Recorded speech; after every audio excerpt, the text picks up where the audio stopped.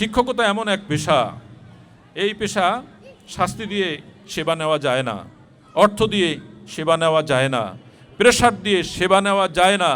শিক্ষকতা এমন পেশা যে উইলিংলি এটা দিতে হয়, উইলিংলি দিতে হয়, নিজের জায়গার থেকে সেবা দিতে হয়।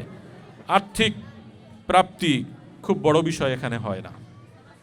আর্থিকতার সাথে যদি আপনি যোগ করেন তাহলে সেবা দিতে পারবেন না।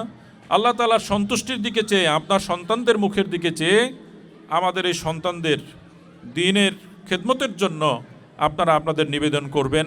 আমরা আমাদের জায়গায় দোয়া করি, এলাকার শুভাকাঙ্ক্ষী হিতাকাঙ্ক্ষী যারা আছেন তারাও দোয়া করবেন যেন আমাদের শিক্ষকদের আল্লাহ তাআলা এলেম আমলে বরকত দান করেন, তাদের জীবনের উপরে যেন বরকত নেমে আসে। এদেশের শিক্ষক, ইমাম, এদেরকে আমরা অর্থনৈতিকভাবে কোণঠাসা করে রাখছি।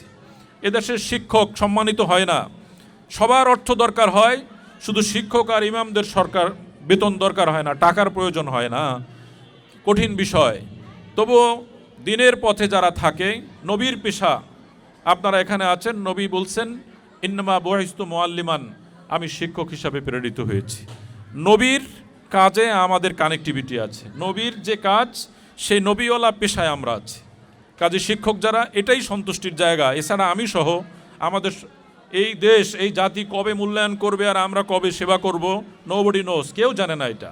কাজে আমরা সন্তুষ্টি চাই আল্লাহ, তিনি আমার জীবনে অল্প টাকায় বরকত দিবেন, তিনি আমার সন্তানকে মানুষের মতো মানুষ বানিয়ে যাচাই খায়ের দান করবেন, উত্তম বিনিময়ে তিনি দান করবেন। আমি অনুরোধ করি যে আপনারা নিজেদের জায়গা থেকে একটু সেবার মানসিকতায়, দিন প্রচারের মানসিকতায় কাজটুকু করবেন।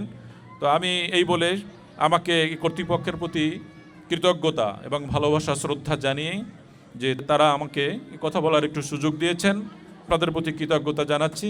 অভিভাবকদের প্রতিও কৃতজ্ঞতা ও ভালোবাসা জ্ঞাপন করছি। সকলের কাছে দোয়া চেয়ে আমি আমার কথাগুলো শেষ করছি। আসসালামু আলাইকুম ওয়া রাহমাতুল্লাহ।